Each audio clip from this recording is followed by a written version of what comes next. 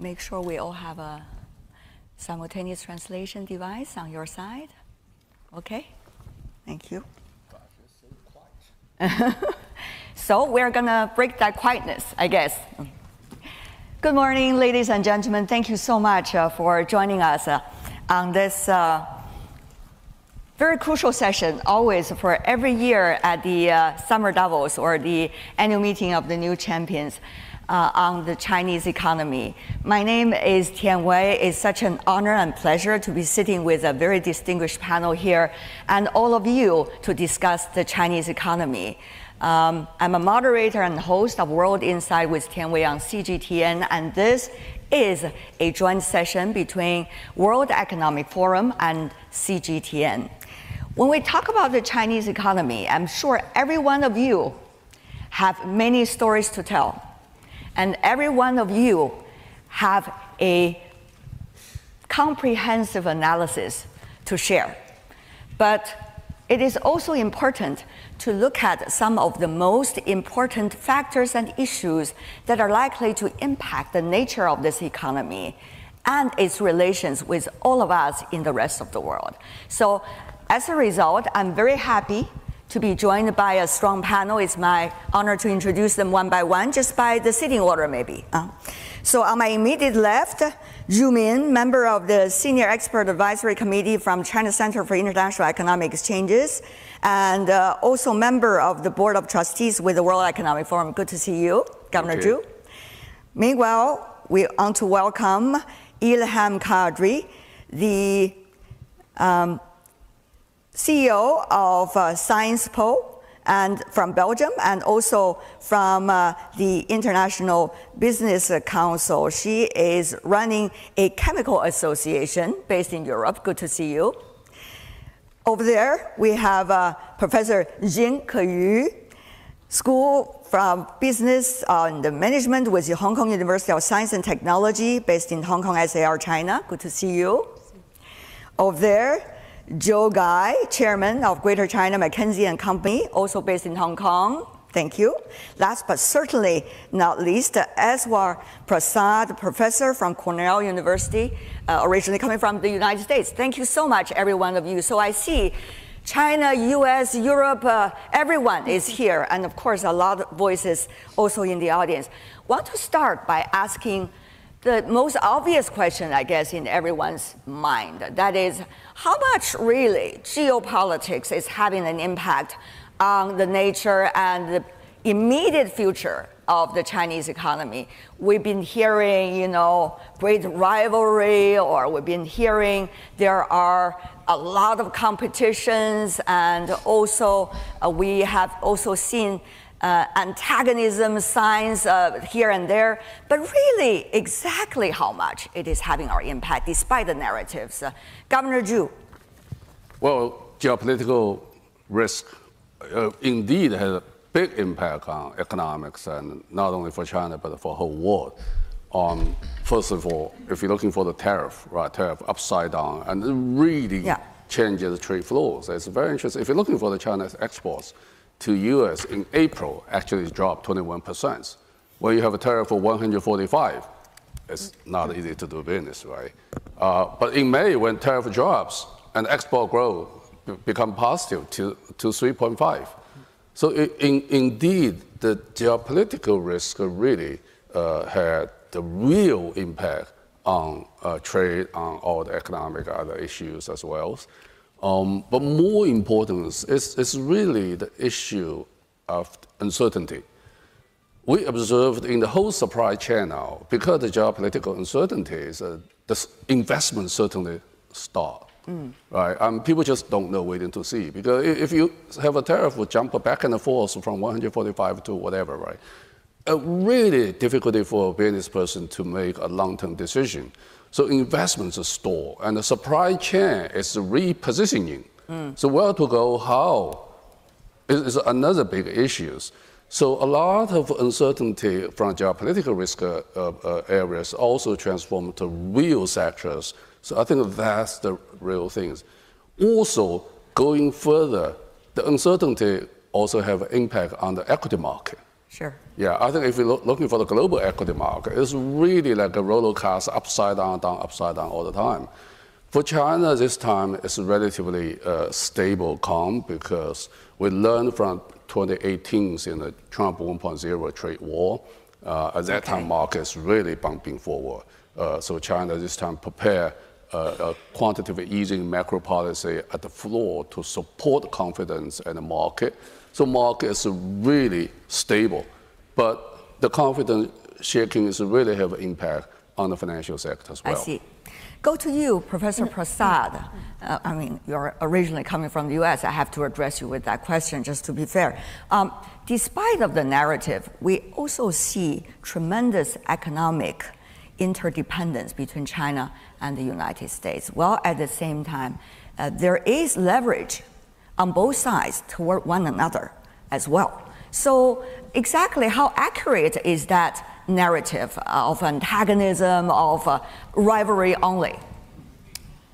These are the two largest economies in the world, and they cannot sidestep each other. The question is whether they step on each other's toes or end up dancing with each other, and the latter prospect seems unlikely right now.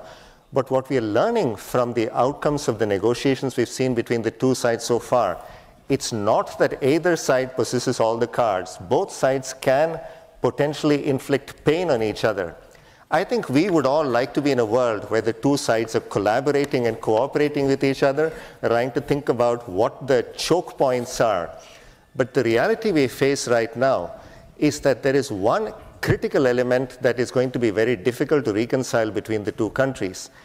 Trump has talked about reviving smokestack manufacturing in the US, but really, what we've seen from the Biden administration and so on is that the US wants a manufacturing revival in the new technology industries, electric vehicles, green energy, and so on. Now, the problem is that these are precisely the industries that China is counting on for its technological upgrading and moving up the value-added chain. And unfortunately, when you think about these new technologies, all the benefits of cooperation are falling prey to the fact that both countries now see this as a zero or even negative-sum game. And what we've seen in the progress of the negotiations is that there has been a whiplash in terms of which party seems to have the upper hand. Towards the beginning of the year, it looked like the US economy was in strong shape, China was floundering somewhat, and therefore the US had a stronger hand. That narrative has shifted. It is clear right now that the Chinese economy does seem to be doing quite well, not just in terms of exports, but even in terms of domestic demand. So that narrative has shifted.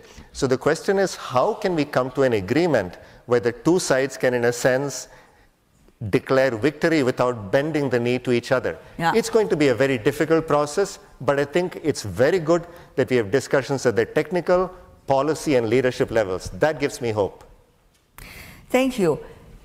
It is so easy to answer questions about the economy only from geopolitical perspectives. I see the earlier two speakers' answer mainly is trying to emphasize there are more nuance out there.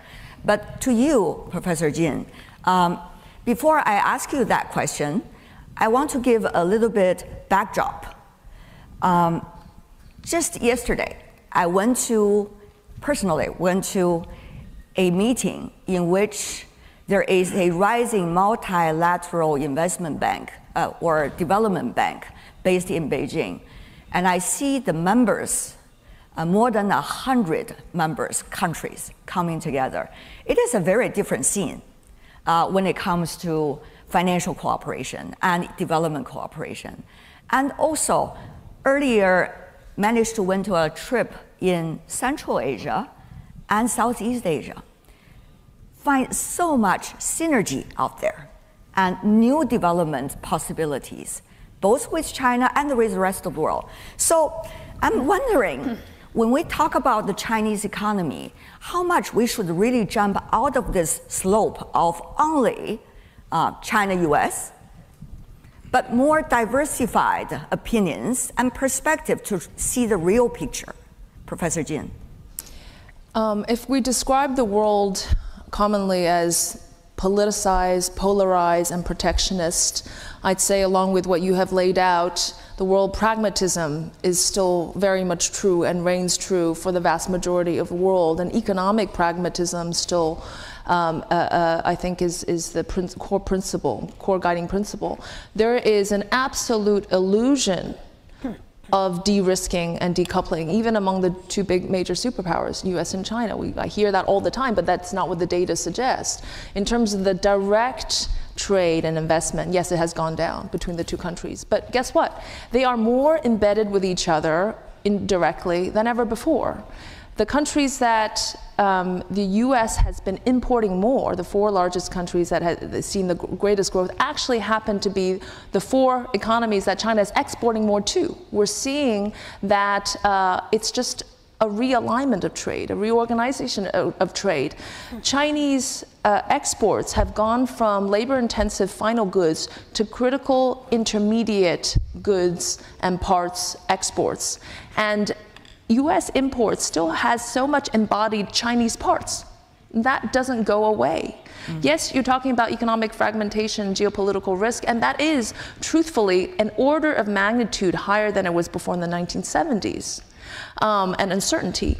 But the reality is that economic interlinkages are still there. But as you were mentioning, I think we're moving really towards a recalibration of globalization, a lot led by regionalism, a lot led by regional production.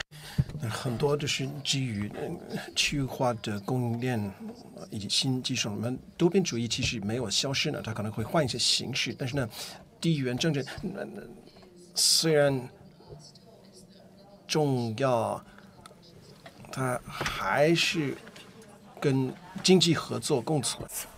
Let's also go to our business community for their different voices. Go to lady first, maybe Ms. Kadri. Tell me more. Of course, you're from Europe, first of all. And secondly, what is the temperature that the business community is feeling, especially from where your field, chemical industry, sometimes create new stories, by the way, these days. So how is that angle helping you to look at the Chinese economy today? Yeah. Well, what we feel is the only certainty is uncertainty. Frankly, I've been 30 years in the chemical industry, 10 years as a CEO for listed companies. And it's very rare that, we wake up in the morning and we look at tariffs and then we start modeling what's the impact on our businesses and supply chain. So this is something we can do nothing about it. I think the chemical industry... I'm not sure if I really agree with that, yeah. but go ahead. At least I don't want my team to be handicapped and paralyzed because of this. I think more important in any company is to focus on what we control. So I think, and coming back to China, China is the chemical hub, industrial hub of the world. 50% of the chemical output in the world is coming from China. It's going to be 2/3 of the output by 2030. And in my 30 years in experience in the industry, China went from copying or imitation to now producing new champions in the chemical industry. And these are our customers, be it in electrification, the BYD, the CATL of the world, be it in lightweight materials like Comac in aviation, those are my customers as well, be it in connectivity, Xiaomi and others, right? So China is now, when you look at the EV, the LFP lithium-ion battery is the #1 lower total cost of ownership, battery material in the world. And actually I invited Chinese players to come and invest in Europe because that's the best available technology. So while it's not easy the short term and navigating through the tariffs, right? And I hope there is light in the tunnel and there are conversations between the two, countries. Frankly, even in Q1, GDP China grew 5%. They are still exporting and there is diversion of output specifically in the chemical industry into Europe. I was pleased to hear Premier Li and the government actually launching a consumption-led economy, domestic one in China, which is extremely important to address the capacity issues. But frankly, in the chemical industry, there are bright days through innovation and innovation-led economy, and China is going to become a champion in that in our industry. All right, Mr. Guy, I know you have a lot to say when it comes to business community. Yes, I think the question is around how geopolitics has been affecting China and Chinese companies.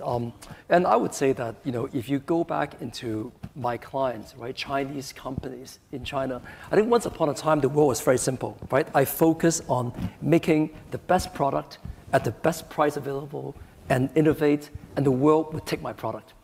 These days, the world is a lot more complicated, right? As Premier said yesterday. And I think it's very interesting as to how the Chinese company has kind of moved on, right? The US is not the majority of the market, right? And there's actually a lot of trade corridors that's been emerging. So the most busy flight these days to Riyadh, right? To Dubai, right? ASEAN has been the biggest trade partner with China in the last few years. China LATAM is another trade corridor that's actually growing very quickly. So as I think Chinese companies, that were once the proud factory of the world, is now becoming kind of multinationals going into the world, right? And they're really playing around, how do I play into the, the politics, into the local communities? How do I become much more of a corporate citizen of the world? And I think you see that transition. So I think the Chinese companies, being the pragmatic, businessmen, right? I think that they're really looking into the much bigger world today. And so it's no longer only East-West, it's also China and many, many of these trade corridors that's been blossoming in the past few years. Mr. Zhu? Yeah, I think this is a very interesting conversation. And you mentioned the geopolitical risk shock, and Ashwa mentioned the US-China dependency. I think this is a very important concept to understand the whole thing. We observed all the geopolitical risk in the front, very volatile, but at the bottom of the core economy, it's really the dependency define the whole situation. Absolutely. So it's very interesting. Let me give you a number. If we go back to Trump 1.0 in 2018, Trump launched 301 against China, which is really out of blue. At that time, China exports roughly $500 billion to the United States, imported $200 billion from the United States, and they have a $300 billion surplus. You know how much is today? Today, China continues to export $500 billion to the United States and import $200 billion from the United States, and they have a $300 billion surplus from the United States. That's to show, number one, the competitiveness of Chinese company, as our McKinsey friends mentioned. The second two, the dependency between the two economies. We need each other, so we trade and remain, right? And so I think understand the fundamental economic strengths and dependency in these two huge economies. I think it's absolutely important. So when we see the geopolitical risk volatility, we see the shock uncertainties, but we do have confidence on ourselves because of competitiveness, and we do believe dependency is the foundation for the globalization. And we think globalization was there, is there, here, and it will be there. I think this is very important. All right. After that very firm statement, Mr. Guy, I still want to ask you about that, Joe. You earlier only touched on Chinese companies, but I also want to know global companies here in China or with China. How does that work? I think for multinationals, what's going on right now has affected them in a very big way, right? I do think that whether you're a US company or whether you're a European company, and remember, multinationals not only US and Europe, right? There are also many other multinational companies around. But I do think that for them, as they look at this world, it has become a lot more complicated. Remember that the Chinese supply chain is a match in many different segments, right? So as we found, there are many different segments where China is like 80% or 90%, right, of actually the world supply. So for them, I think that this has become a little bit of a, yes, China plus one, but China plus one also means that China is still very, very important. And I think that in the last few years, I think that most multinationals started off with, well, let's find the plan B. But the plan B ended up having China being a pretty big component of the Plan B, right? So a few years ago, I just said that, the next China is actually still a lot of China. And I think that that's a little bit the dependency that Julian talked about. But it's a little bit also where for the same value for money, for the same cost efficiency in many different categories, this is something that actually will be very, very difficult. A lot of people are trying to say, well, let's build over here. But you know what? The equipment comes from China, the raw materials come from China, the supply chain comes from China, and then everything else seems to be, well, as you count it all up, the value add at the end, still a lot comes from China as well, although there's no direct export, yeah? So with multinationals, it has been a little bit of a rejuggling of this, some diversification, but ultimately, it's hard to completely diversify away. Pragmatically speaking, yeah. Ilham, I want you to also help us understand this, because once again, there is a narrative. The narrative is everybody's leaving and this and that. I'm not trying to do a propaganda session, by the way, here. I'm just trying to hear, people really on the ground, what they are facing with and what the reality is, so that we have more real evidence before we go to any conclusion. So Ilham, tell me more about how do you see what Joe just mentioned? So I lead ScienceCo. ScienceCo is a global company. We are a €7 billion company. 40% of our business is in Americas, 35% in Asia, 15% in China. And the smallest region where we sit, where our headquarters sit, is in Europe. In China, we've been in China since the 80s. And China, and I think you said it very well, this is not the end of globalization. This is an evolution. That's how I see it for my company. Second, when we learned in China, when you are in China, you rather learn how to compete. It's tough, not only for foreign companies.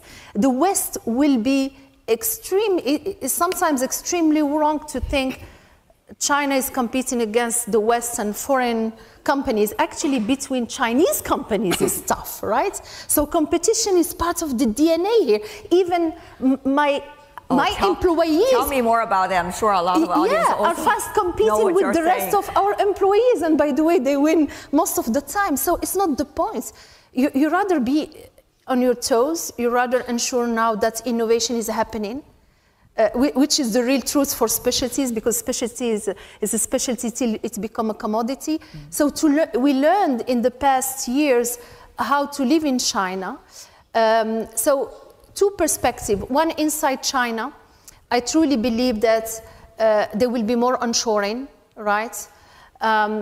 Most of the companies, and now we're in my hat as the president of the Global Chemical Association, are looking at what to onshore and how to onshore it. So we need stable environments, which China is giving us. We need protection of IP, which have been, really progressing well, and we need more of this. We need financing, and the Chinese banks are extremely strong these days. I was talking in the lounge, we may be even raising bonds in China.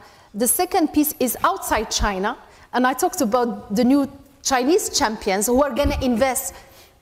It may not be in the US because it's not popular these days for China to invest in the US, but it can be in Europe, in Latin. You talked about this. So I invited my dear customers in electrification, to come to Europe and bring their best available technology and bring those resilient value chain into Europe. And this is an opportunity for Chinese transplants, but for Europe, we're struggling, by the way, to bring, the best available technology to fulfill its Green Deal, type of ambitions. Thank you very much. So what about that technology? I mean, in terms of green technology, in terms of artificial intelligence related, we see not only competition, but also how much momentum this has created in China's economy, since that is our topic today. So Professor Jin, Ke Yu, can you help us to understand things, the symbolic existence of DeepSeek as a opening of open source in AI field. It seems a lot of the logic of competition and cooperation has changed. So how is that already changed the logic? Help us to understand the realities and the potential of the Chinese economy. I think that DeepSeek is only the beginning of a massive wave of scale-based, cost-reductive, leading-edge innovation, where China has a unique advantage of combining both leading-edge technology and massive productive capability and scale all in one, manufacturing capacity.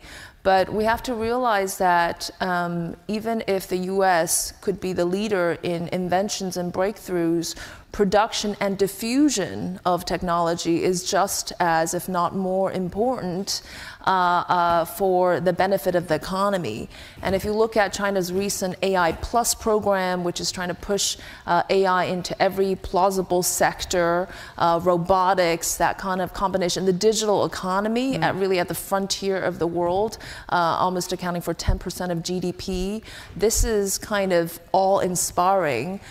There's a little bit of a discrepancy, and I think there's kind of a dichotomy here in China, the Chinese economy, both between this huge technological dynamism that we've seen, maybe thanks to the U.S.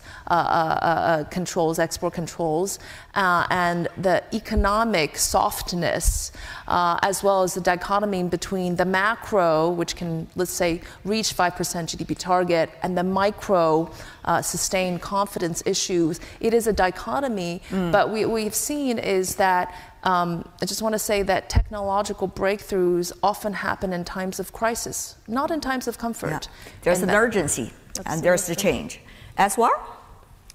So DeepSeek has certainly shifted the narrative, and one thing that is clear to me, having come to the winter Davoses frequently, is that relative to last year, the sense of confidence that I get, I don't mingle with the Chinese masses, but policymakers that I speak to, businessmen I speak to, there is a definite shift. It's DeepSeek, the meeting that President Xi Jinping had with entrepreneurs, which seems to have shifted the balance between the state and the private enterprises, with the notion that private enterprises are once again back in favor. Now, the question is whether this moment, which I think is potentially a very promising one for China, because as Professor Jin pointed out, China is very good at scaling up these innovations and in terms of diffusing them in a way that you can get very good productivity growth, which really has to be the answer for China with declining demographics and so on. In the US, what is interesting is that in the last few quarters, we've actually seen productivity doing quite well. We don't quite know if it is an AI effect, but it seems like that is a plausible interpretation. And if China wants to rely on productivity growth, that is certainly a potential answer. Yeah. Now, the question is whether the rest of the economy, especially the financial system, is going to be set up in a way that you can channel resources to take advantage of that. And that, I think, is where this moment is really important, because on the surface, everything looks calm, but the question is whether this moment is being used to push forward these deeper structural reforms or to pull back from them because things look calm on the surface. And that, I think, is the real issue at this juncture for the Chinese government. I want to go to that point a bit later in detail as well, but focusing on the technology for the moment. This is not about just the Chinese economy. It is also about the rest of the world. From scaling law earlier about pumping in as much money as possible and only a few monopoly, to everybody now can jump onto the wagon. Maybe opening source is still a bit lag behind the closed source in terms of the best of technologies, but it is close. So it means everybody can actually have a say or have a possibility. So Min, as a result of that, what could that mean for the synergy among economies? Since our topic, once again, is not about AI, it's about Chinese economy. So how will this momentum bring in more possibilities, or already bringing in different alternatives? Please. I think we're going to see huge impact from AI to whole economy. I do believe DeepSeek is a game changer, as Ke and Ashwar mentioned.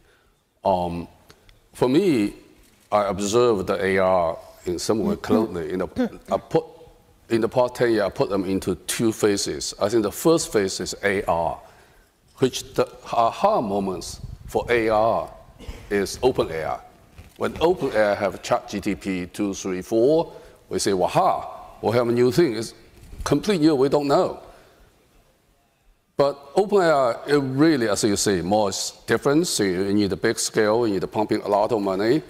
But suddenly, DeepSeek jumps, right? DeepSeek is smaller. Yeah. We're not doing advertisement for one company, by the way. It's just one of those interesting phenomena. Right? Yeah, yeah, indeed. Yeah. I think it's very important to understand. So it's much easier for a company to use DeepSeek within the industry or within the company. Right. There are other alternatives as well, open source as well. It seems open source is also important, because it's not easy to use OpenAI. Too expensive and too big, and you have to surrender all your data to the OpenAI centers. You feel uncomfortable. So when DeepSeek emerges, you have I call it an AI plus. With the OpenAI, with the open resource, I think it's really changed the whole things. I imagine with the huge pool of engineers China has today, with all the massive rich scenario China have in industry, in the next 24 months, I imagine to see 100 DeepSeek type of software were emerging. And also good news is when DeepSeek emerging on the software, now we have Huawei produce the servers, which is good enough to support a DeepSeek software. And China have a data policy roughly 18 months ago called the Data 20th, and allow the data to be an asset, to be a resource to use by all the company. And this year, Chinese authorities encourage local government to public all the local public data for private company to use in the productions. So in the AI, just three most important resources, right? Computing power, algorithm, and the data. We have the data policy in place already. We have a Huawei on the computing power. We have a DeepSeek on the software, algorithm. So I see a big wave for AI plus is coming. So that will have a huge impact on the whole economy, and not only on the computing science. Right. A lot of sitting here actually are coming from the tech sector. I'm sure they have better questions than mine later in our discussion. Go to you, Ilham, also about technology upgrading. How much possibility and potential does it provide to us, this logic change? Yeah, it's amazing. In terms of Chinese economy, once again. Yeah, and before talking about, the Gen AI, let me give you an example. In the battery business, we know very well, half of the cost on an EV car just 10 years ago, 20 years ago, was the battery. Half of the cost was not affordable to many. Now it's single digits, and it's getting lower and lower because we could, with innovation, build smaller batteries, higher energy density, more driving distance, less driving angst, and this is affordable. And while Tesla put a battery on a wheel, many Chinese OEMs now and customers are reimagining the car. We have developments with NIO here where they have interchangeable batteries. So you don't buy your battery, you lease it. Right. Coming to Gen AI is fascinating. I wish I'm younger. 30 years ago, 35 years ago, when I did my PhD in chemistry, I would use Gen AI applied to my science. So how is that? Gen AI, how is that related to the economy? The industry and the economy. Anywhere for our corporation, we believe there will be 20 to 30% less full-time equivalents in many of our departments, be it ITIS, global business services, etc., communication, marketing, etc. Gen AI is fascinating. I'm a digital immigrant, so I'm learning, at my age, relearning actually these things. But what is amazing is that out of unstructured data, it makes sense out of it. And it helps us without building, a massive infrastructure to use it to have well-educated decisions. Okay. So we are applying it everywhere. Mm-hmm. The biggest potential is in our research and development, because here we are. Your notebook becomes digital, become available to everyone in the world. And you can cut your innovation times, which can go up to 2, 3, 4 years in the chemical industry, down to 6 months. Right. And this is amazing. And of course, that would work into the eventual economic growth, as our topic is. Absolutely. Having said that, we already spent half of our time trying to tackle some of the long existing narratives, which a lot of you have already given insights. I'm sure it's food for thought for many sitting here.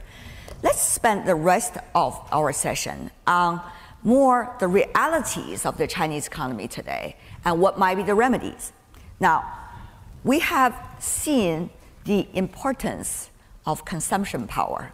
And when it comes to the Chinese economy, consumption is the biggest word people would come to mind. But how much enthusiasm of consumption is there among the Chinese consumers today? What are preventing them? What might be helping them? Joe, you are on the ground running on those issues every day. Tell me more, what is the reality today? Well, as we speak, because things are changing every few weeks. Yeah, I think that we have talked about the Chinese consumer confidence for a while now and been waiting for that to have some upside. Look, I think that it's a transition, right? We went from an economy that was growing, salaries were rising, employment, out of universities were booming, right, into something that is a little bit more of a change, right, for Chinese consumers, for parents, right, and also for people who own property, right? The real estate market doesn't look to be as booming as it was before. So I do think in the last couple of years, there has been a little bit of a management of expectations for Chinese consumers. And I think that has led to a little bit more of a muted confidence in terms of, do I spend for the future? Do I need to save more? Do I need to think a little bit around, how do I think about, my investments for the future? However, what we have seen in the last 1 year, I would say, is that a lot of people talk about, are we trading down? I don't think Chinese consumers are trading down. I think Chinese consumers are very savvy consumers, are trading for same quality for lower price, okay? They are not sacrificing quality because they are actually in the Chinese competitive environment. There are plenty of substitutes, right? And actually what you're seeing is a lot of mobility, right? And changes around the supply of what is out there. I think Chinese consumers have actually enjoyed higher quality of life, perhaps with same or cheaper prices. And that's where you see the numbers where, hey, are they trading down? And I wouldn't say trading down. I would say they're not sacrificing quality, but they're very savvy customers. Now that leads to, last point, is that in the competition, right, around companies, right, there is a ferocious competition going on right now because everyone's trying to figure out, like, in this large, group of customers that are all looking for substitutes, right? Value for money. The value for money segment is a segment that's been growing, and that growth is actually very, very inspiring. So I would say the Chinese consumer, they're not back to where they were, but they're changing, but they're still very, very robust. As well? This is a wonderful time for the Chinese economy with all these innovations potentially leading to greater productivity growth. And it is a scary time for Chinese citizens because, there is a prospect of much advancement in technology, interesting new jobs being created, entire new industries being created. But at the same time, the question is, where is the employment going to come from that offsets what happens with the declining industries? And unemployment has already been a problem for China for a while. So if you think about this part of the economy that is very dynamic, certainly that creates a lot of potential for the future. But we are living in the present. It would be wonderful if AI, for instance, could solve the housing sector problems. That is something that weighs on the entire economy. It restrains consumption. So if you think about what needs to be done to create an enabling environment for this technology to work, there is a lot of hard work to be done. I mean, the structural problems in the Chinese economy are well known. The housing market continues to perform not very well. The financial sector continues to be beset by a number of issues. Local government finances are under stress. So what I think, again, is that the government should see this time of relative calm on the surface, as I mentioned, on the macroeconomic level, rather than just bracing for trouble that might come from the US or from elsewhere, to start thinking about the longer-term goals and what is necessary to accomplish them. And for that, I think some deeper-rooted structural reforms which seem to have been taken off the table for now, really need to be brought back on the table. And with that, I think consumers might end up becoming much more confident, because I think right now, the brief surge in confidence that we have seen, thanks to the shift in narrative, might be difficult to sustain if you don't get the macroeconomics right. So technology is great, but you need macroeconomics to support it. Yeah. Of course, when you ask the question, once again, you better give the answer when it comes to microeconomy or structure. What exactly is it? I'm going to come back to you about that. Ke Yu, also your thoughts on this. Go ahead. We can talk about technological supremacy and AI and all this, but China is never going to be a rich country unless it becomes a big consumer country. And that's what we have seen the likes of South Korea, Japan be able to make that transition, right? Before we talk about consumption, we have to talk about jobs, right? We have to talk about social spending on healthcare, education. And demographic changes too. Demographic changes, but really here is, if you look at the political economy of China, it's geared towards production. It's subsidizing production. It's all about technology, competitiveness, production. And by the way, I want to push back on the issue of how Chinese goods are so competitive and everyone's still importing Chinese goods. China's going to have a real problem, not just with the US, but with the rest of the world. Because it's no longer about just efficiency, it's about harmony. It's about giving other countries also an opportunity to be part of the global supply chain and everything, in every single sector. So China better raise its internal consumption and to harmonize these kind of relationships. But on that, I think there's a real shift, and we were going to discuss about the stimulus policies that is moving from supply-based more on demand-based. I think it will be fantastic if the yardstick competition on the local governments can put consumption as one of the measurements of success.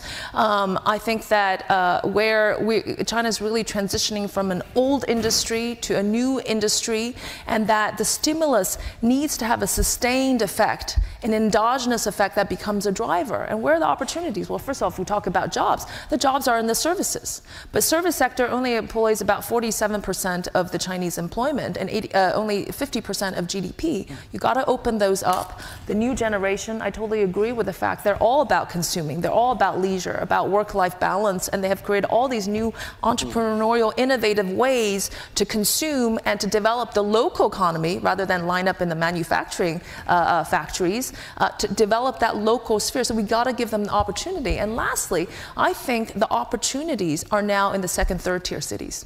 We're seeing a massive wave of talent moving back to the local areas where there are actually more opportunities, whether it's in high-end manufacturing, local services, but this distribution creates this potentially endogenous momentum. As well, since you already checked all the key words, real estate, the local government, and the restructuring of the Chinese economy, you have to provide some solutions as well. So if you think about structural problems, you cannot solve them with macroeconomic policies. But macroeconomic policies can actually be a very useful lubricant. At this stage, monetary policy, I think, is not going to get much traction when the problem that you face is confidence, because household consumption did do relatively well recently, but it's not in a durable fashion. Investment overall has been doing well, but private investment is not doing very well. So I don't think cheaper money or more liquidity is the answer. But fiscal policy could play a useful role in bridging this gap between dealing with longer-term structural problems as well as boosting shorter-term growth. A few examples of that, if you think about using money to strengthen the social safety net, something that Professor Jin alluded to, improving central-provincial local fiscal relations, because local government finances are very stressed right now, thinking about using money to reduce the corporate and personal tax burden. All of these are reforms that I think would really help in terms of moving the economy in the right direction, but would also have a good short-term growth boost. So I think the bridge between the short-term and the long-term could well lie through fiscal policy. Min, you have two hats. I mean, not only think tank, but also earlier as a former banker. So how is that policy? We have seen over the past 2 years, combinations of policies come out from the Chinese policymakers from time to time. And it's been having some very positive impact. But how fundamentally this is likely to give the momentum to vitality of this economy, which everybody is aware of. There is tremendous vitality out there. How to fundamentally boost that and make sure people feel this confidence to work with China for longer term? I think that fundamentally the most important things we have to understand. Consumption is the most big challenge for China today, and it has a great potential for the future Chinese economy. I think we have to understand it, so politically understand. So we need to put a lot of efforts and on the consumption, put the macro policy to support the consumption. I think this is the fundamental issue. The good news is I think the government realized that, put a lot of efforts in that now. Let me go a little details, if you give me 30 to 90 seconds. Chinese household consumption account 39%, 39.4% today. Low, absolutely. There are many reasons I'm not going to explain, right? But it's a low. Given the current geopolitical situation, given China want to move into a strong economy and a future high-income economy, China have to boost domestic consumptions. But Chinese consume material goods account for 32.2% of GDP already, which is not low, which is in line with international standards when you have a roughly $13,000 per capita GDP. Very simple, because as a human being, you consume for the material goods always have a limitation. So on the other way, it's a service sector. Yeah. It's almost unlimited area, right? So how can we open the service sector due to reform, let people to consume more service? I think that's the real challenge if we want to do the consumption. So on the demand side, yeah, exactly. On the demand side, I think the government is doing, Asia mentioned, Kei mentioned a few things. Number one, if you're looking for this year's budget, it's roughly 1% of GDP on the social expenditures to put building a future and also today more solid social safety nets on the pensions, healthcare, Medicare, and the retirement things, make sure people feel safe, they can consume. I think this is very important. The second macro policy is really on the job and income. The policy is to make sure the individual income growth levels in line with GDP ratios, and which is today. And in the rural areas, income level increase over GDP level now. I think that's good. So you have to have money, as Kei mentioned, job creation. This is really the top priority. And how? This service sector or elsewhere? No, this is all the jobs. So now try to get all the service sectors and also on the tech sectors to create a job. It's the number one task for everyone, create a job, expanding pools, and particularly for 10 million fresh graduates from college in the coming month. I think this is a lot of policy in place. But they're also on the supply side. This is on demand side.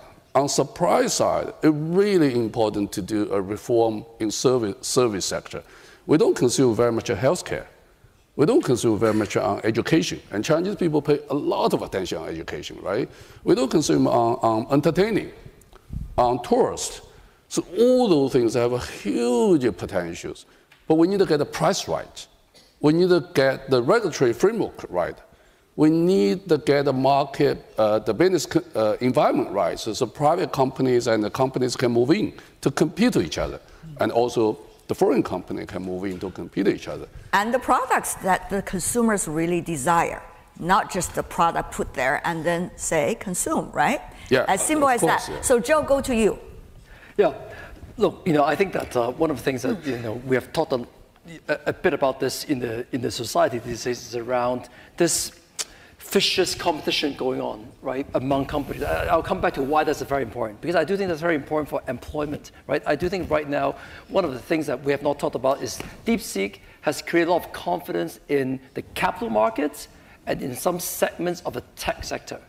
DeepSeek has not created confidence in the young people and for employment. In fact, DeepSeek has created some anxiety around, hey, if I have DeepSeek, if I can be much more efficient, do I need these young people anymore? In fact, I think that's one of the things where I think we got to make sure that somehow companies, right, are coming together to kind of figure out, like, if I have a lot of confidence for the future, I can do capital expenditure, I'm going to expand my business, so therefore I'm going to have more employment. I think that's actually where that's a global question, isn't it? The traditional employment for young people actually has been the private sector, right? Has been the internet companies, has been these sectors that actually have seen the least amount of recruitment in recent years, right? In the past few years. And I think that's where I think what we come back to a little bit is I think capital allocation is very important. I think in the past, right, when we say, well, right now I'm very afraid of, well, let's go into Gen AI. There's massive capital going in there, vicious competition, no progress to be made,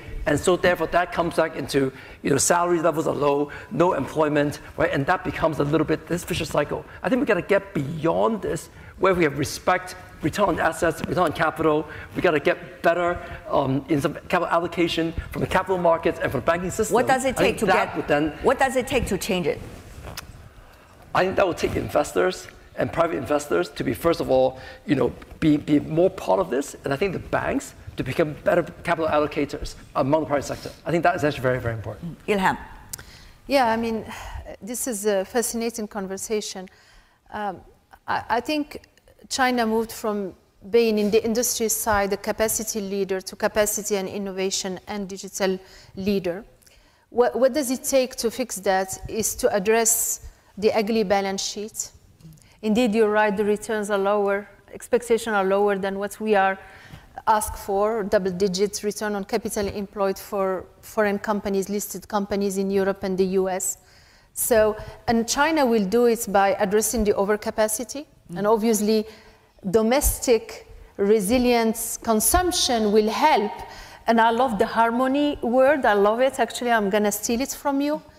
It has to happen in harmony with other regions, because at one point of time, it's not even the US stopping import through tariff shocks. Yeah. Europe is gonna also build some barriers at one point of time. So we need that resiliency of domestic not only the developed economy, but also the global south as well. Yeah, absolutely. And the global south, and build good neighbors, stable neighbors. I'm African born, I grew up in Morocco. Africa is the last emerging continent available to us. China is investing in Africa. You need to do it the right way from A to Z, onshoring, profitable value chain. Number two, real estate, I think it was mentioned.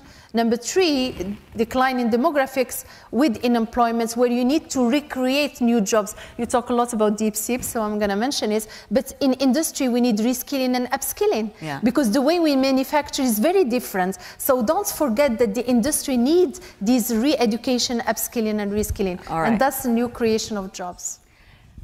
I really hate to cut our conversation short. I think we can let this continue for several hours, and I still feel refreshed. But there are more refreshing questions and comments coming from our audience. We only have less than 10 minutes to go. Why don't we open it to the floor? And everyone, just very briefly, who you are, the question, or a brief comment. No elaboration into a speech, please. And please raise your hands. I try to call upon different regions. So the gentleman on the very first line. Yes, you with the glasses, please. Yes, the number three on the line. Yes, yes. So we just collect some questions, we answer together, so that will save time. Who you are and question or comments. Tianwei, I'm Joel, as you know. Joel Ruet from the Bridge Tank with the glasses. Quick questions on how can banks become better capital allocators? Okay. Is it through regulation?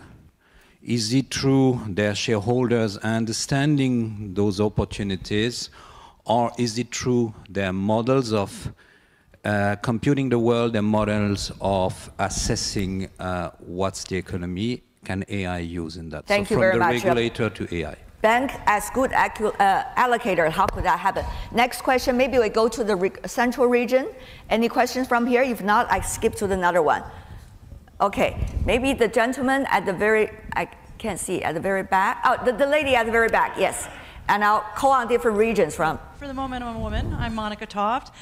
Great panel. My question is the rebalancing, recalibration of the Chinese economy, the winners and the losers, from export-driven to consumption and services. How's that going to play out? Okay, this is a continuing conversation we had already on the stage, but let's that continue. And okay, one more lady over here. Sorry, I will give also the other half of the sky more question possibility. This lady at the very front line, yes? And in the central region, is there anyone reading? No, okay, please. Basis Standard Bank Group, Joburg. I'd like somebody to please reflect for us what you see, if you look a little bit further forward on the demographic side with the aging population, which hasn't been a topic yet. Okay, thank you. Central region, no? Wow. Okay, one more. Maybe we have one more. Wow.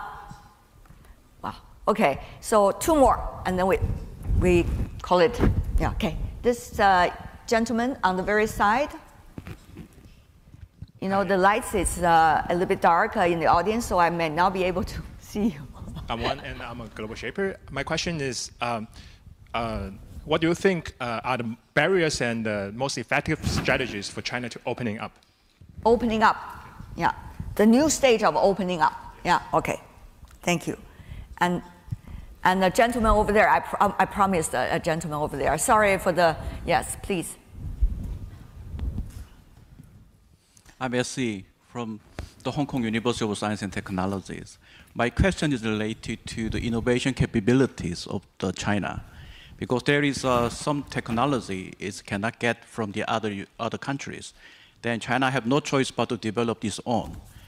If you compare with the demands... Okay, the question, please. Yeah. Yeah, it's the internal development of technology, whether it's par with the competing other technology, other countries.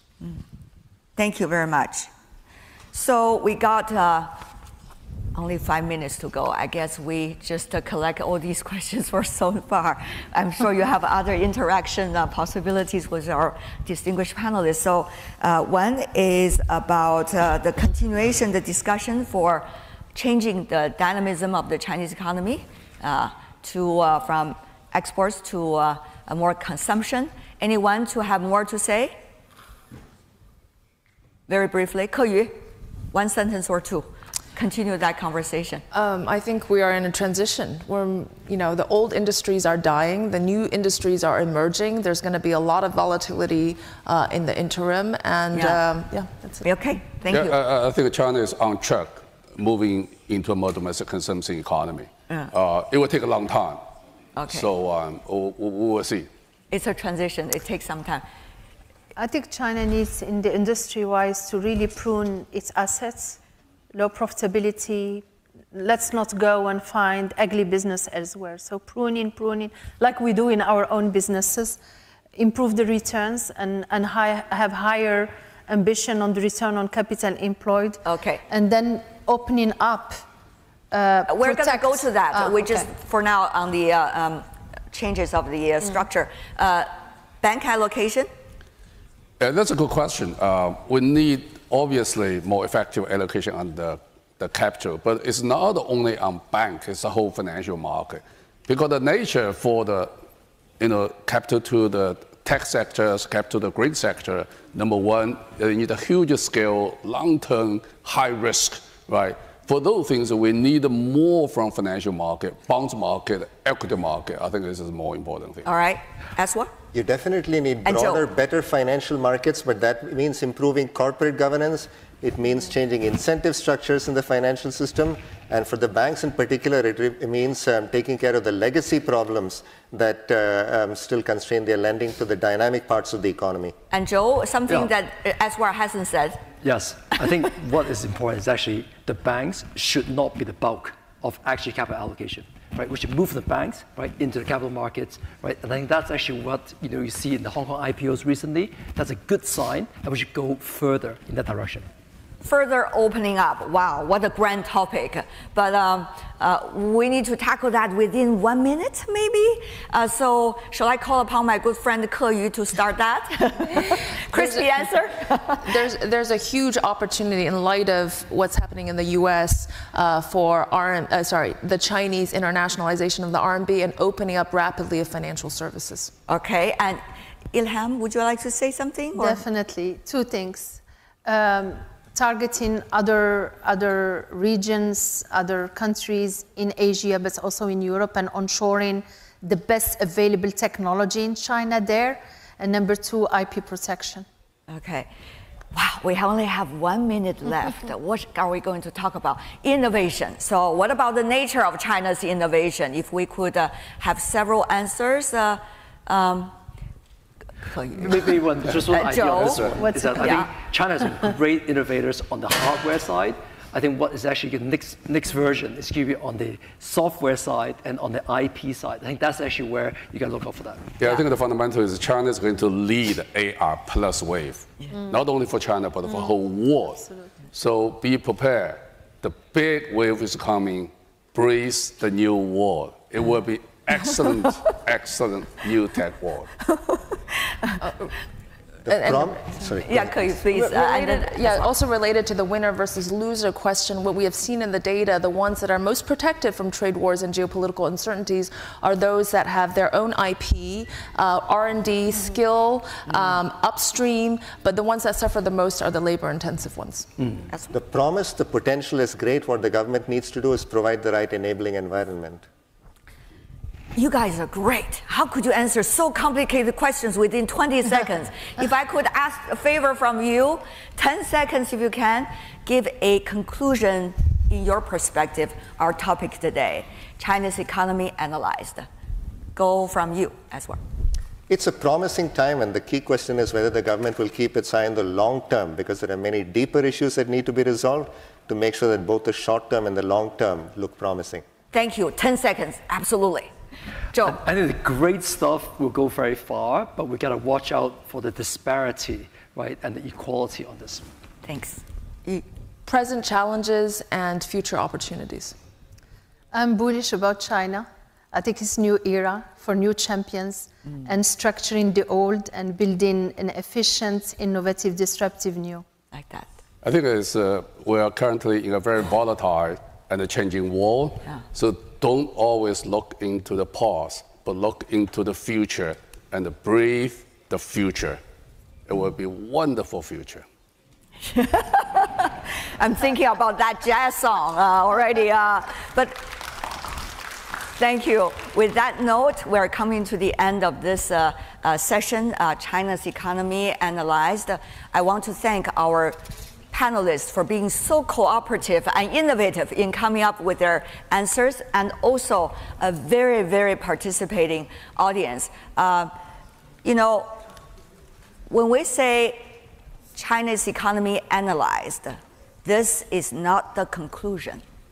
This is an ongoing process, and we are all contributing to that process. So thank you so much for all your attention and participation. Appreciate it. Appreciate it. Thank you. Can we have a photo together? Aswar, can we have a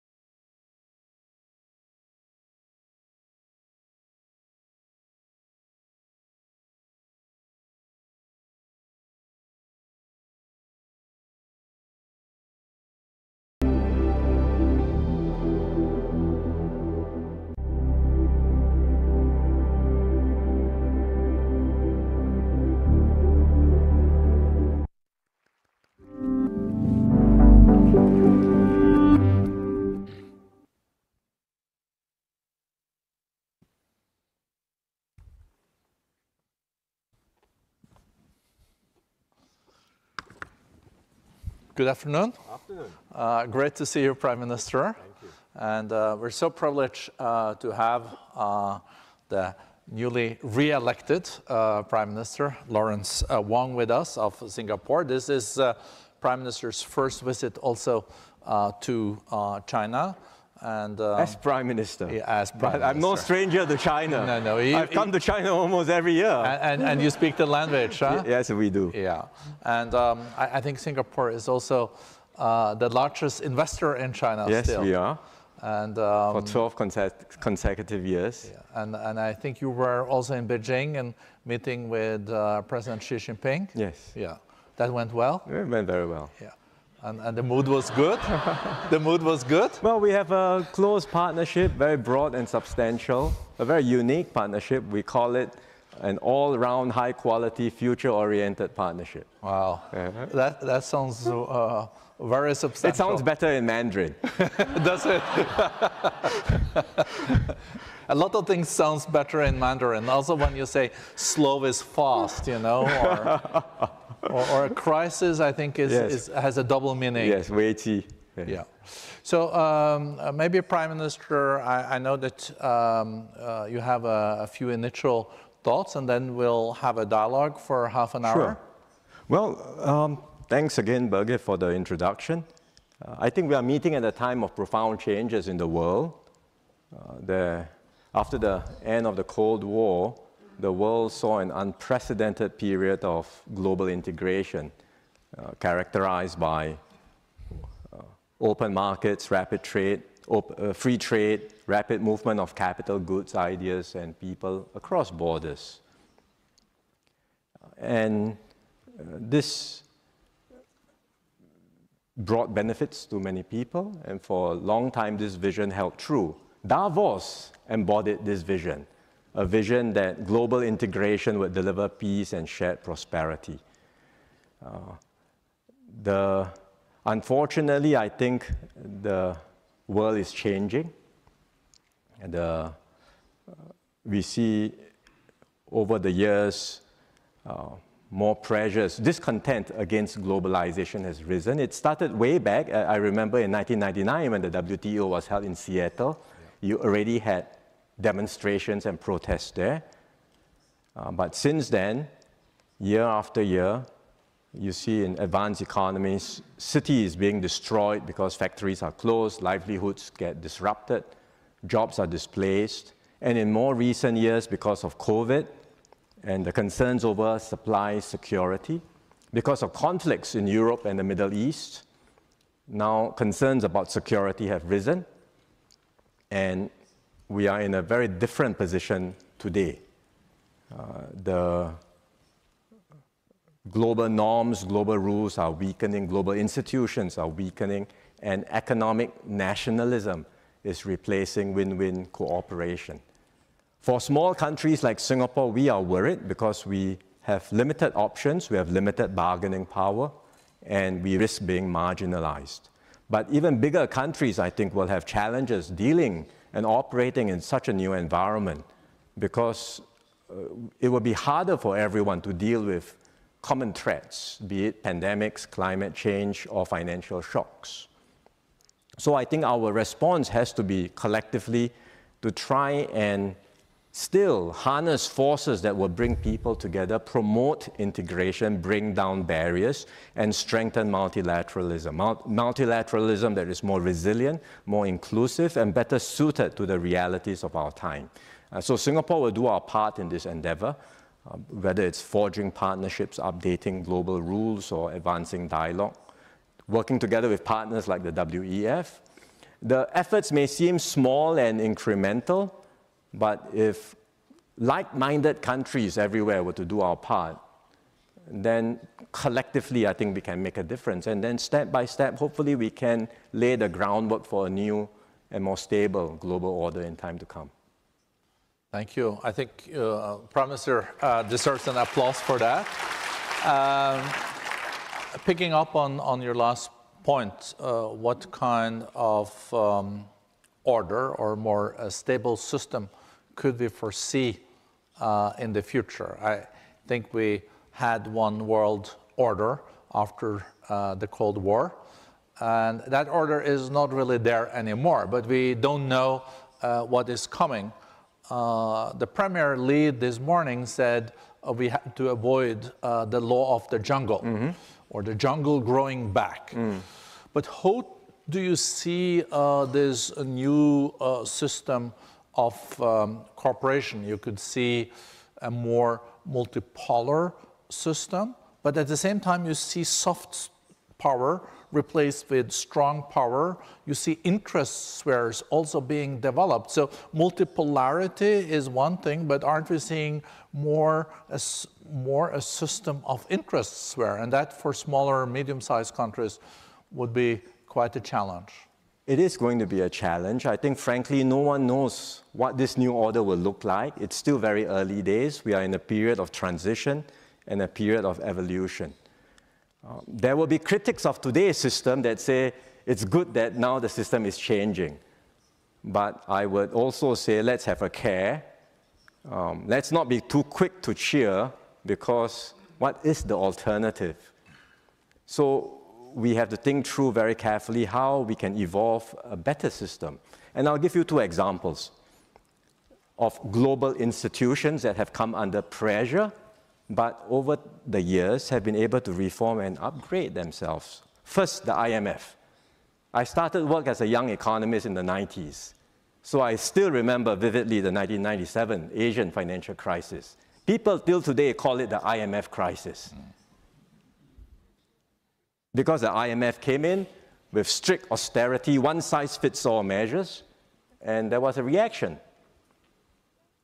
But look, over the years, the IMF has reformed, it's updated itself, it's customized its approaches, become more responsive, more transparent, and it has taken into account local circumstances and context. It's an improved, upgraded IMF. To be clear, there's still reforms to be done. For example, and in particular, where it comes to the shareholding and governance structure, which still reflects a world after World War II and needs to be adjusted to better reflect the realities of today's economy. But that's one work that needs to be done and can be done in order for the IMF to maintain its credibility and legitimacy. Second, the WTO. It has brought about free trade, a rules-based trading system which has benefited many countries, but there is a feeling that the system is not working as well. And indeed, some of the WTO rules have lagged behind the realities of today's economy, particularly in digital trade. So what do we do? And again, the response is not to jettison the rules, but to think about how it can be improved. And a few countries, like-minded countries, Singapore working with Japan and Australia, we have come together to initiate a joint initiative on e-commerce.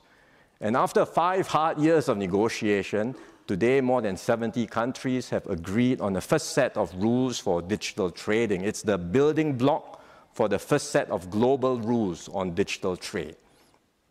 And I give these illustrations to show that it is possible to update, evolve, improve the multilateral system and global institutions that we have today. It is painstaking work, but there is no alternative. A new system does not just appear by magic. You have to work at it. And with creative, pragmatic solutions, bringing along like-minded countries, if we are able to start some of this work, do the building blocks one by one, then in time to come, others that are more ready can join in. So this is what we would call a flexible multilateralism. It's not about ad hoc array of different rules, but starting first, laying the building blocks, and eventually others can join in, and we can steer progress in the right direction. It's very interesting, this notion of flexible multilateralism, because congratulations on getting an agreement around, I think, what they call these plurilaterals on this e-commerce. It means that countries that have common interests come together, and now we have more than 70 of them, and forming like trade rules in e-commerce. That's right. And later on, it can be more and more countries contributing or being part of it, and then it could even turn into something that is multilateral. Yes. But with all these kind of more plurilaterals and also bilateral trade agreements, get too complicated, and regional ones and all that, don't we end up with a big spaghetti bowl then? Yes, there is that concern. But again, I ask, what is the alternative? Exactly. Do nothing? It cannot be do nothing and hope that someday along the way something new emerges out of nowhere. I think we have to start from somewhere. And if we start with like-minded countries, putting in place some basic building blocks, but always with a view that whatever we do, it is open, it's inclusive. Others may not be ready to join, but in time to come they can join, and we can multilateralize these efforts. Have also Singapore changed its approach? I think traditionally you were doing more trade agreements under multilateral agreements like WTO, but have you now embarked on bilateral trade agreements, mega regional ones? Are you know, some countries are really getting a lot of agreements there. I think number one is Chile with like 100 of them. Well, we did start with many bilateral FTAs too. Yeah. And then over time, these FTAs became the building blocks for a more robust multilateral system. Yeah. Today, when we look at the situation and some of the rising barriers to trade, again, our response would be to still work at reforming and updating the WTO, but in parallel, we are engaging with like-minded countries to find ways in which we can strengthen our trade and investment links. And we start with the countries nearest to us. Yeah. Malaysia and Indonesia, for example, we have a special economic zone now with Johor in Malaysia. We are working with Indonesia, where there's a free trade zone in the Riau Islands just next to us. So we have very close links with our closest neighbors. But even within Southeast Asia, we have a very close link with Vietnam. The Prime Minister of Vietnam is here. We have a connectivity agreement. We are doing something like more than 20 industrial parks in Vietnam. And then for the whole of ASEAN, we are looking at ways to better integrate ASEAN and make us more united, be able to offer a more competitive single market to investors. So that's within ASEAN.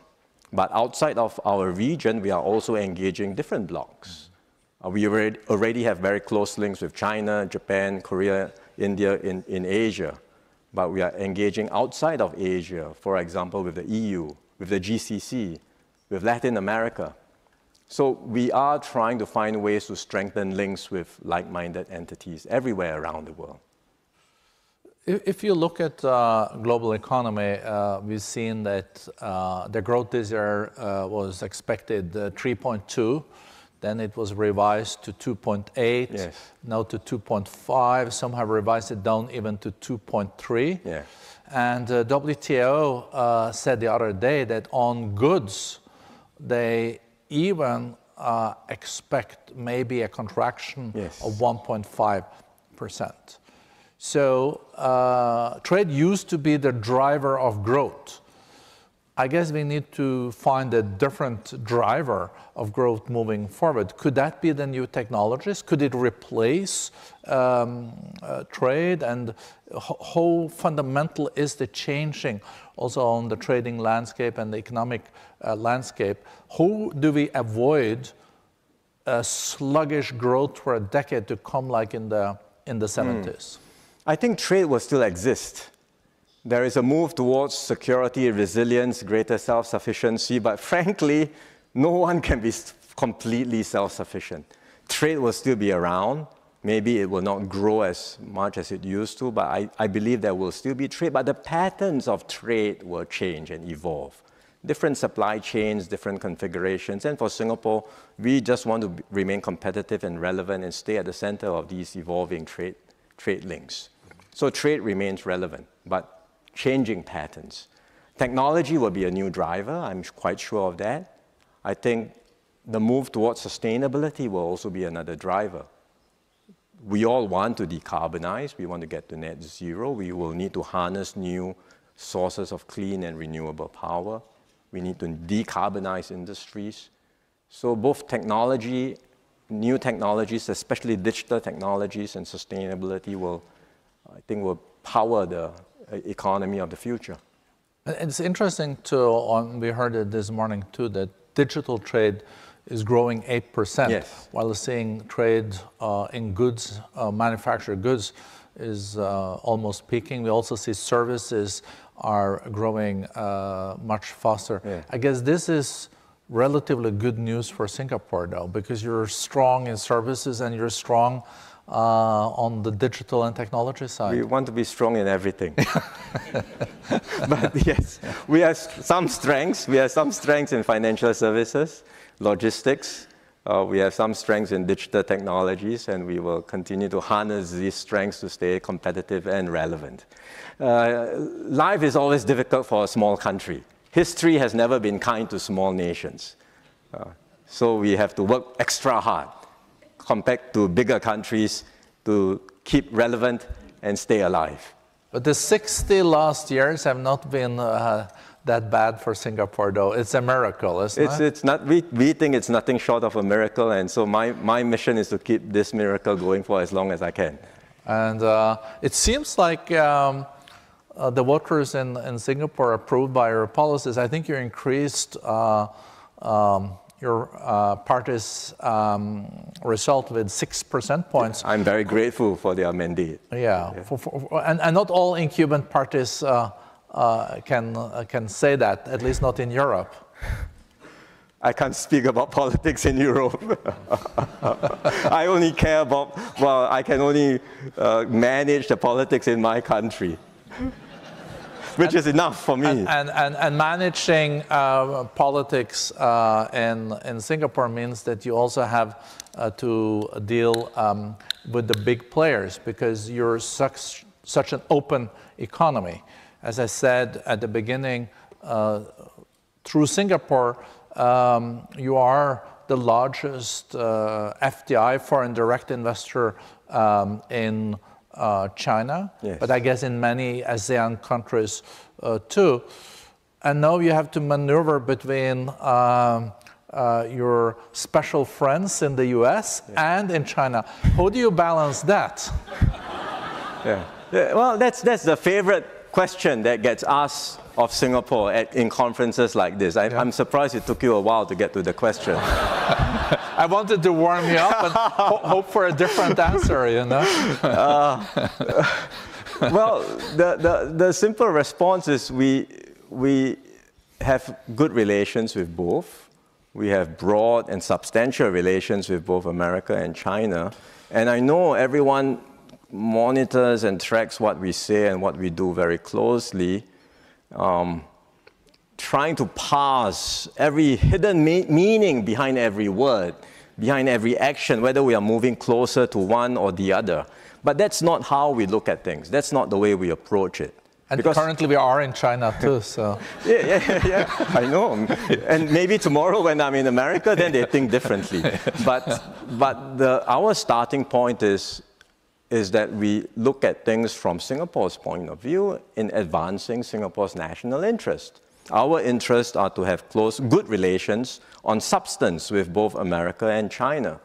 And we will continue to do whatever we need to do to promote and advance Singapore's interest. It's not about balancing between the two superpowers, but it's about being consistent and principled in advancing and promoting Singapore's interests. And that's what we will continue to do.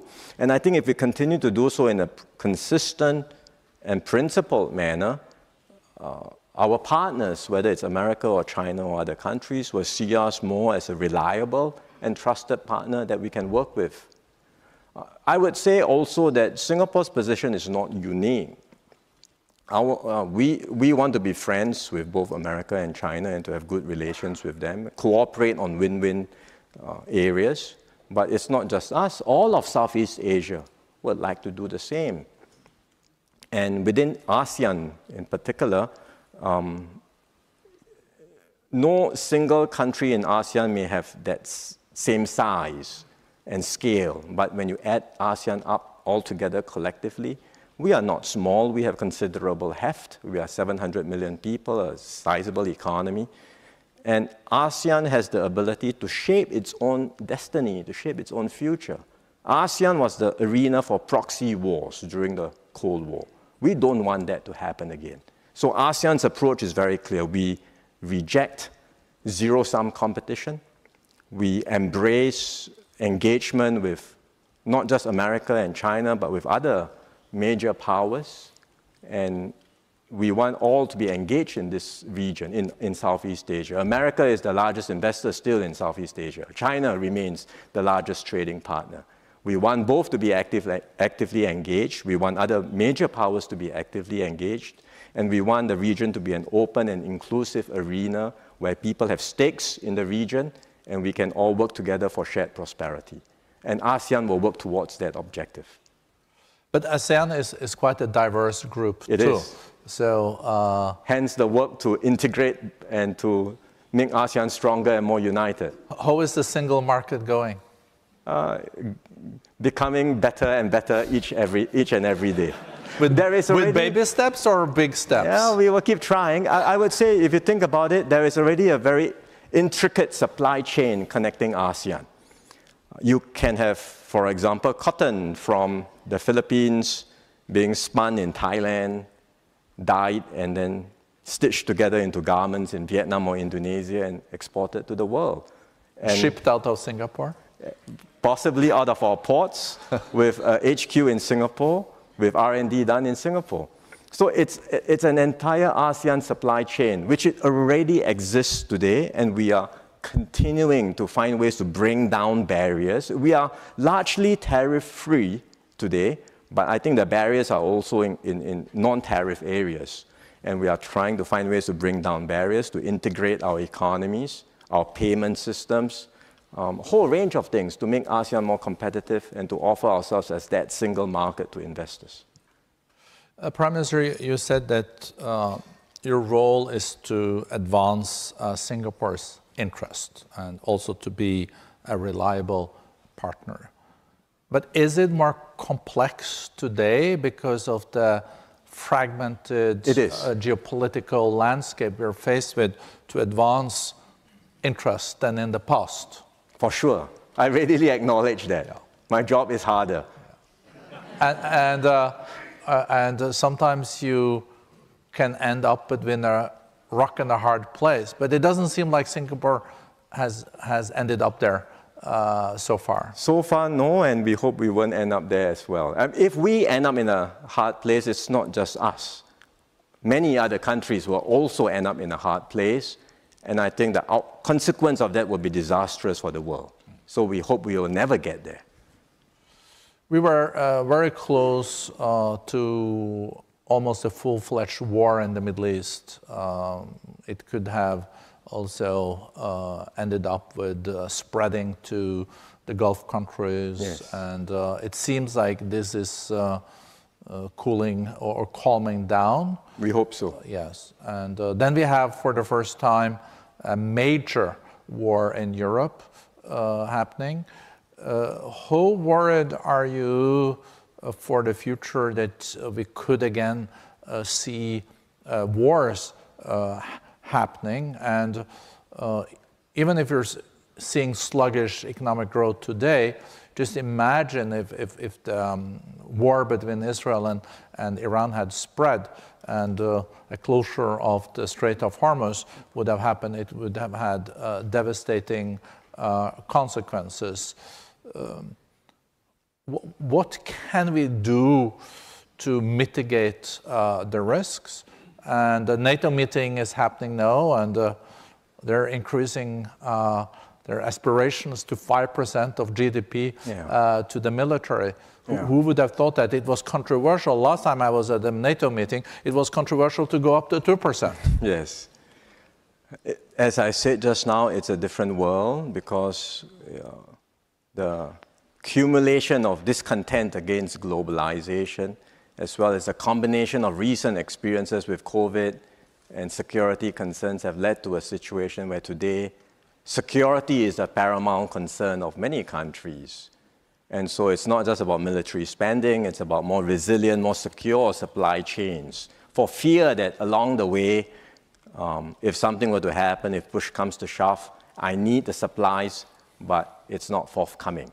And no country wants to end up in that position. So it's understandable that countries are concerned, governments are concerned, and responding to this concern.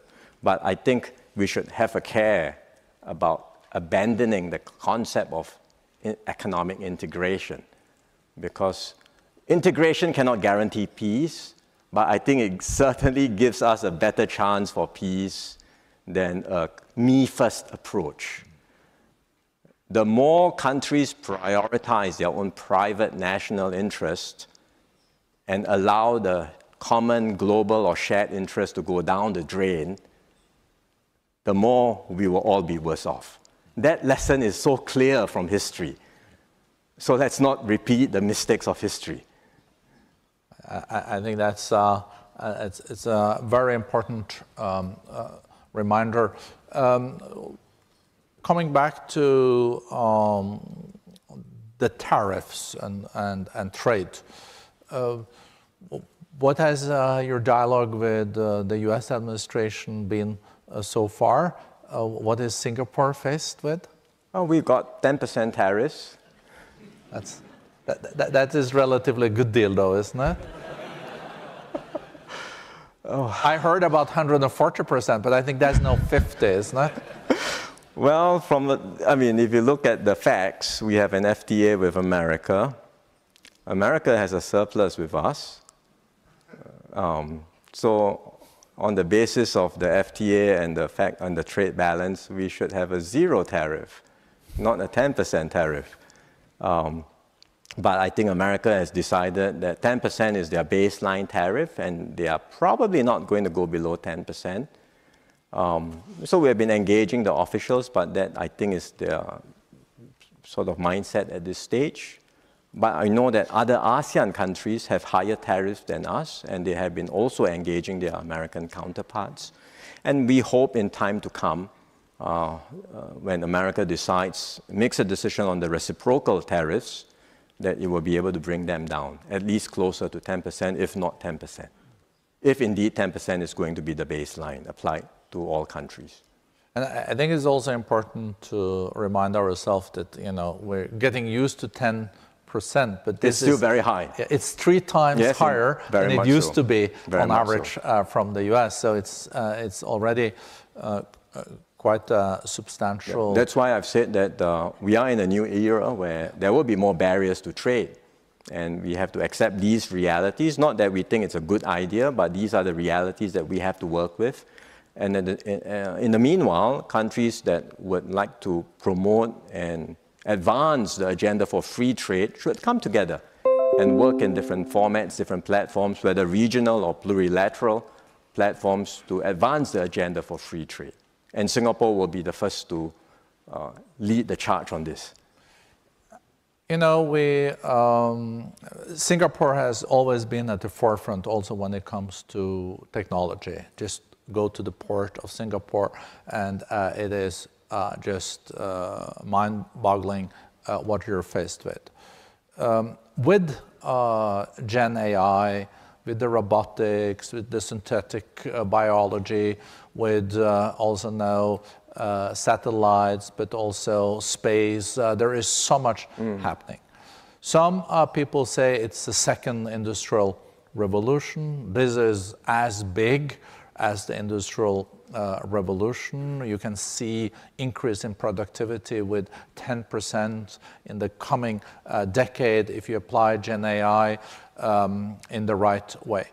Could you, when we're getting now at the end of this dialogue, say something about how do you assess the magnitude and the paradigm shift we're faced with in these technologies, and how do you position your own country to be at the forefront?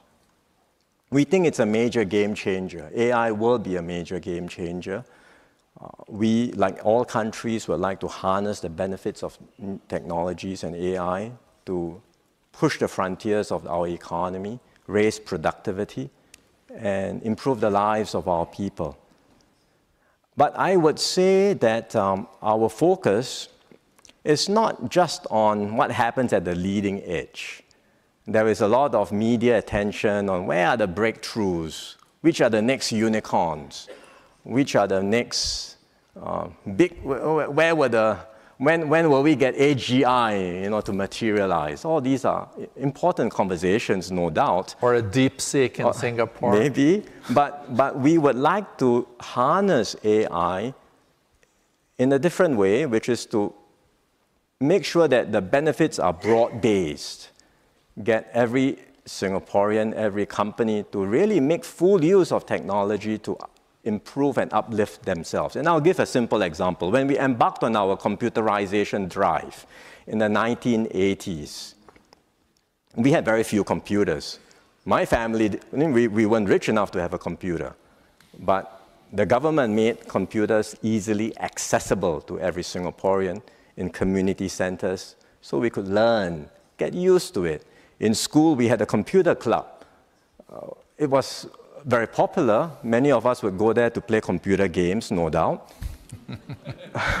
But along the way, we learned, and we got familiar.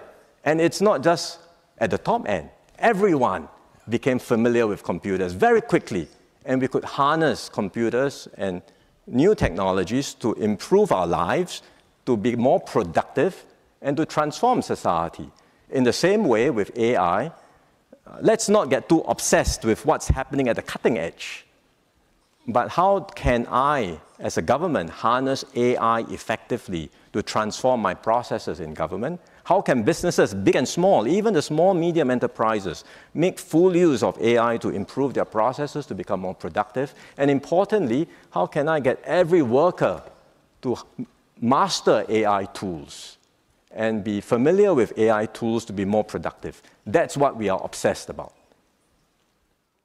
I think that's a great aspiration. It's also about wealth trickling down, yes, and everyone benefiting from it. And I think that when I followed the election also in Singapore, I think at least my interpretation is one of the reasons why you did so well is we were addressing also practical challenges for the people in Singapore.